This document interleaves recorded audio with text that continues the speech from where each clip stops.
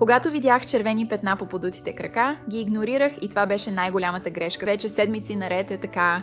Това не беше нормално. Те всъщност бяха симптоми на нещо много по-опасно. Защото когато подуването се превърне в червено, кафяво или лилаво обезцветяване, това означава, че кръвообращението ви е сериозно увредено. Това се нарича венозна недостатъчност. И ако я игнорирате, ето трите неща, които могат да се случат след това, и нито едно от тях не е добро. Първо, вените ви започват да се разрушават. Кръвта се събира в краката ви, просмуква се в кожата и оставя трайни тъмни петна. Второ, започват да се образуват болезнени рани и язви. Налягането във вените ви отслабва кожата отвътре навън, причинявайки открити рани, които се лекуват с месеци. Трето, инфекциите се разпространяват бързо. Щом кожата ви се напука, бактериите проникват вътре и превръщат малък проблем в нещо много по-сериозно. А най-лошото, това е почти необратимо и може да причини трайни увреждания не само на кожата ви, но и на цялостното ви здраве. Това е нещо, което не мога просто да позволя да се случи. Знаех, че трябва да действам възможно най-бързо.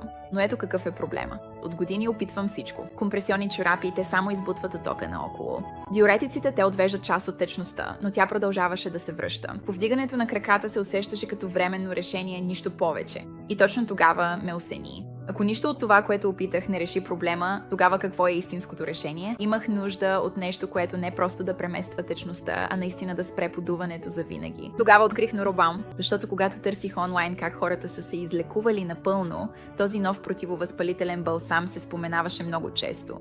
Всички казват, че това е единствената причина сега да се възстановяват, при това в уюта на собствения си дом. Никакви рискови лечения. Направих собствено проучване за този балсам. Когато разгледах по-детайлно съставките му, не губих време и го купих. Ето защо.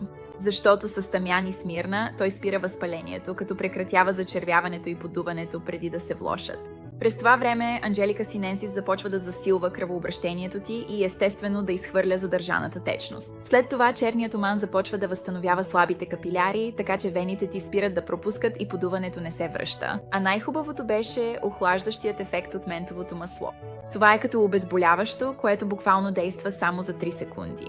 Този продукт е създаден специално, за да може всеки с подути крака най-накрая да се излекува, докато е без болка по време на този процес.